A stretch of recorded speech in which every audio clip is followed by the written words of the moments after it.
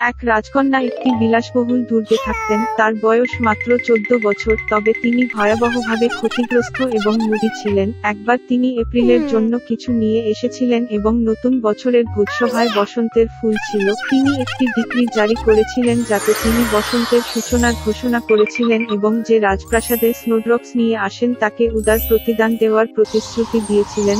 শহরের উপকণ্ঠে একটি ছোট্ট বাড়িতে তার মেয়ে এবং সৎ কন্যার সাথে এক সৎ মা থাকতেন। সৎ মেয়েটি খুব মধুর ও দয়ালু মেয়ে ছিল এবং তার নাম মাসা। সৎ মা এবং কন্যা খুব অলস এবং ক্রুদ্ধ ছিলেন এবং তারা দরিদ্র মেয়েটিকে প্রতিটি সম্ভাব্য উপায়ে আঘাত করেছিলেন। তারা প্রকৃতপক্ষে রাজকন্যার দ্বারা প্রতিশ্রুতি প্রাপ্ত পুরস্কারটি পেতে চেয়েছিল, তবে শীতকালে তুষারপাতগুলি কোথায় পাবেন তা তারা ভাবতে পারেনি। বুড়ো মহিলা মাসাকে তাদের বসন্তের ফুল আনতে বনে পাঠানোর সিদ্ধান্ত নিয়েছে। সৎ মেয়েটি তার সৎ মাকে তার প্রতি করুণার জন্য অনুরোধ করতে লাগলো, কারণ বাইরে অন্ধকার এবং শীত ছিল এবং শীতকালে কোনো ধরনের তুষারপাত হতে পারে। কিন্তু লোভী বৃদ্ধা কিছুই শুনতে চাননি। সে একটি বড় ঝুড়ি দিয়েছে এবং মাসাকে দরজা থেকে তাড়িয়ে দিয়ে শীতল মেয়েটি একটি অন্ধকার বনে খুব ভয় পেয়েছিল। হঠাৎ দূরত্বে সে একটি আলো দেখল। তিনি আনন্দিত হয়ে তার সাথে দেখা করতে গেলেন। দেখা গেল যে এটি একটি বিশাল জ্বলন্ত আগুন এবং তার চারপাশে 12 জন নিজেকে উষ্ণ করছে।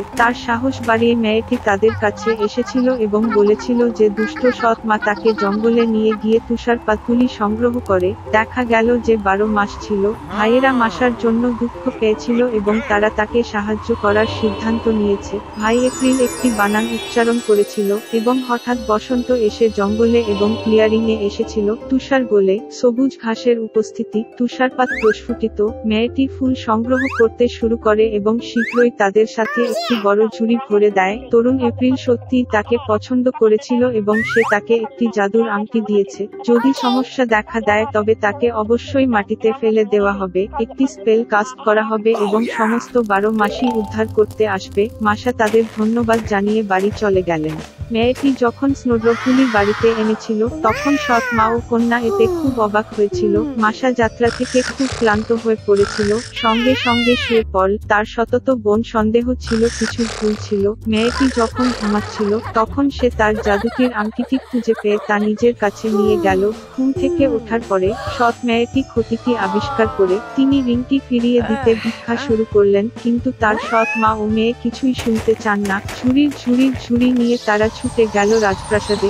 প্রাসাদে একটি দুর্দান্তভাবে সজ্জিত নতুন বছরের গাছ ছিল, তবে আসন্ন উদযাপন মোটেই মজাদার রাজকন্যাকে সন্তুষ্ট করেনি এবং কেবল যখন সৎ মা এবং কন্যা তার জন্য একটি সম্পূর্ণ ঝুড়ি তুষারপাত নিয়ে এসেছিল, রাজকন্যা তার ক্রোধকে করুণায় পরিবর্তন করেছিল। ফুলটি কোথা থেকে এসেছে তা সৎ মা স্পষ্টভাবে উত্তর দিতে পারেনি এবং তাকে স্বীকার করতে হয়েছিল যে তার সৎ পুত্র সেগুলি সংগ্রহ করেছিলেন। রাজকন্যা তৎক্ষণাৎ তুষারপাতের সাহায্যে ঘাটে যাওয়ার সিদ্ধান্ত নিয়েছে। পথে তিনি দরিদ্র মাসার দিকে চেয়ে রইলেন, যাতে তিনি যে জায়গাটি বেছে নিয়েছিলেন সেখানকার জায়গাটি সে দেখায়। মেয়েটি বলল যে সে এটি প্রদর্শন করবে, তবে কেবল যদি আংটিটি তার কাছে ফিরে আসে। এইরকম অসম্মান থেকে রাজকন্যা রাগান্বিত হয়ে রিংটি ফেলে দেয়, তবে সৎ কন্যা একটি বানান ফেলতে সক্ষম হয়েছিল। তাৎক্ষণিকভাবে একটি শক্তিশালী বাতাস উঠল। বজ্রধ্বনিতে কাঁপতে ঝরে পড়ল। বৃদ্ধ লোক জানুয়ারি তাদের সামনে হাজির। তিনি সবাইকে একটি ইচ্ছা করার জন্য আমন্ত্রণ জানিয়েছিলেন। ভয়ে রাজকন্যা যত তাড়াতাড়ি সম্ভব প্রাসাদে থাকতে চেয়েছিল। মাসা একটি ইচ্ছা তৈরি করেছিলেন যে যথাসময়ে সবকিছু তার জায়গায় ফিরে আসবে। শীতে গ্রীষ্মে সৎ মা ও কন্যা এত শীতল ছিল যে তারা কোনো পশম এমনকি একটি কুকুরের তৈরি ফুটকোট চেয়েছিল। এই বলে লোভী মহিলারা তৎক্ষণাৎ কুকুরে পরিণত হল। রাজকন্যাকে প্রাসাদে পৌঁছানোর জন্য তাদের একটি নিদ্রা দেওয়া হয়েছিল। মাসা ভাইদের তাদের সহায়তার জন্য ধন্যবাদ জানায়। তারা প্রতিশ্রুতি দিয়েছিল যে সৎ মা ও তার মেয়েকে মানুষা ফিরিয়ে আনবে, তবে কেবল তখনই তারা বাধ্য হয়। মাসগুলি মেয়েটিকে একটি দুর্দান্ত বিড়ম্বনা দেয় যা ঝাঁকুনিযুক্ত ঘোড়া দ্বারা সজ্জিত। তাদের দেখে রাজকন্যা প্রাসাদে যাত্রা শুরু করল। রাজকন্যা তার জীবনে প্রথমবারের মতো দয়া করে শব্দটি উচ্চারণ করেছিলেন এবং মাসা সানন্দে রাজি হয়ে গেল। একসময় একটা ছোট্ট মেয়ে ছিল। একবার তার ধনী বাবা একটি দুষ্ট সৎ মাকে বিয়ে করেছিলেন। তিনি তার দুই মেয়েকে নিয়ে বাড়িতে বসতি স্থাপন করেছিলেন। তাদের চেহারা সুন্দর এবং সাদা ছিল, তবে তাদের অন্তর ছিল দুষ্ট ও নিষ্ঠুর। এবং তারপরে দরিদ্র মেয়েটির জন্য একটি কঠিন সময় আসল। সকাল থেকে গভীর রাত অবধি তারা তাকে নোংরা কাজ করতে বাধ্য করেছিল। জল বহন, চুলা গরম করা, খাবার রান্না করা, বাসন ধোয়া এবং লন্ড্রি করা, এবং তদুপরি বোনরা যথাসম্ভব তাকে বিপর্যস্ত করার জন্য যথাসাধ্য চেষ্টা করেছিল। তারা তাকে বিদ্রূপ করেছিল। ছাইয়ের মধ্যে মটর এবং গম পোড় এলেছিল এবং তাকে বসে তাদের তুলে নিতে হয়েছিল। সন্ধ্যায়, যখন সে কাজের ক্লান্ত হয়ে পড়েছিল, তখন তাকে বিছানায় নয়, চুলায় পাশে ফ্লোরে যেতে হয়েছিল।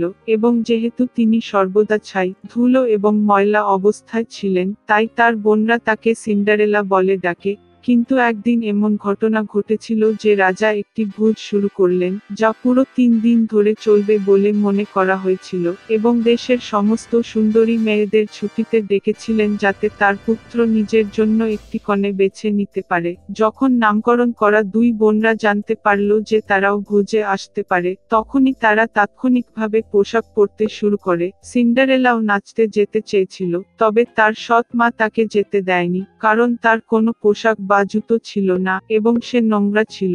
এবং তারপরে দুষ্ট সৎ মা ছাইতে এক গামলা গম এলে দিয়েছিল এবং বলেছিল যে সিন্ডারেলা যদি এটি 2 ঘন্টার মধ্যে সংগ্রহ করে, তবে সে তার বোনদের সাথে যেতে পারে। সিন্ডারেলা বাগানে গিয়ে কেঁদে ফেলল, এবং তারপরে 2টি সাদা কবুতর উড়ে গেল।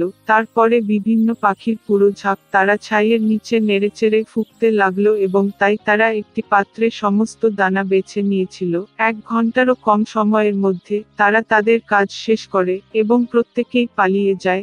সিন্ডারেলা তার সৎ মায়ের কাছে একটি বাটি নিয়ে এসে ভোজ খেতে শুরু করে ভেবে আনন্দ করতে লাগলো, কিন্তু তার সৎ মা তাকে যেভাবেই হতে দেয় না। তিনি সিন্ডারেলার দিকে তার মুখ ফিরিয়েছিলেন এবং তার 2 কন্যাকে নিয়ে তাড়াতাড়ি বল হাতে যান। বাড়িতে যখন আর কেউই রইল না, সিন্ডারেলা মেঝেতে বসে কাঁদতে কাঁদল, এবং তারপরে 2টি সাদা কবুতর উড়ে গেল। তারপরে বিভিন্ন পাখির পুরো ঝাঁক, এবং তারা তাদের পোশাক এবং জুতা ফেলে দিল চকচকে এবং সমস্ত সোনায়। তিনি তাড়াতাড়ি এই পোশাক পরে এবং কনের কাছে এসেছিলেন।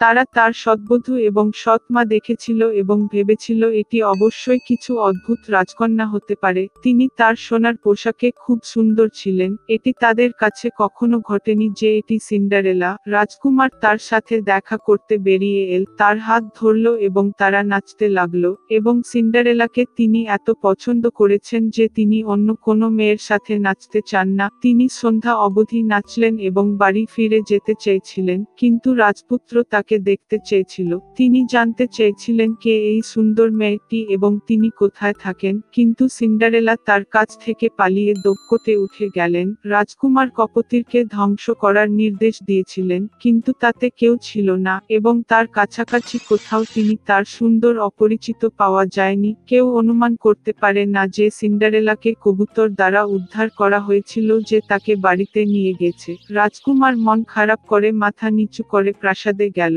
এবং হঠাৎ তিনি একটি জুতো দেখতে পেলেন। এটি উপরে তুললেন। এটি এত ছোট এবং মার্জিত এবং খাঁটি সোনার সমস্ত ছিল। রাজপুত্র অনুমান করেছিলেন যে সিন্ডারেলা যখন তার কাছ থেকে পালিয়ে এসেছিলেন, তখন তার বাম পায়ের জুতোটি একটি ধাপে রয়ে গেল। রাজকুমার খুশি হয়ে এই জুতার উপপত্নীটি খুঁজে বের করার আদেশ দিলেন, এবং যার কাছে এটি উপযুক্ত, তিনি সেই বিয়ে করবেন। পিতা মাতা বল থেকে ফিরে এসেছিল। তারা দেখতে পেল যে সিন্ডারেলা তার শার্টে ছাইয়ের উপর শুয়ে আছে, এবং চুলার কাছে একটি হালকা আলো ছিল। উভয় বোন তাদের ঘরে গেলেন এই আশায় যে আগামীকাল তারা সেই সোনার স্লিপারটি রাখবে। সেই ভাগ্যবান। পরের দিন, রাজপুত্র তাদের বাড়িতে এসেছিলেন এবং বলেছিলেন যে যে কেউ তার ভবিষ্যতের স্ত্রীর জুতো চেষ্টা করতে চায় তাদের বেরিয়ে আসা উচিত। 2 বোন বাইরে এসেছিল, এবং সৎ মাম্মা সিন্ডারেলাকে ঘরে তালা দিয়েছিল এবং তাকে বাইরে বেরোতে দেয় না। বড় বোন এটি চেষ্টা করে, একটি ছোট জুতো। ছোট বোন এটি চেষ্টা করে, জুতো দুর্দান্ত। রাজপুত্র চলে যাচ্ছিলেন, কিন্তু সিন্ডারেলা জানালা থেকে উঠে তার কাছে ছুটে গেলেন, এবং সে একটি একটি জুতো পরেছিল এবং এটি কেবল তার জন্য উপযুক্ত। রাজপুত্র তার চোখে তাকালো এবং তার মধ্যে খুব সুন্দরী মেয়েটি চিনলেন যার সাথে তিনি নাচলেন। তিনি সিন্ডারেলাকে নিয়ে গেলেন, তাকে একটি ঘোড়ায় চাপালেন এবং তার সাথে একটি বিবাহ খেলতে রাইড করলেন, এবং তিনি বোন এবং সৎ মাকে তাদের বাড়িতে তালাবদ্ধ করার নির্দেশ দিয়েছিলেন এবং তাদের কখনোই সেখানে থেকে বেরোন না। তাদের কুৎসা ও প্রতারণার জন্য এভাবেই তাদের শাস্তি দেওয়া হয়েছিল।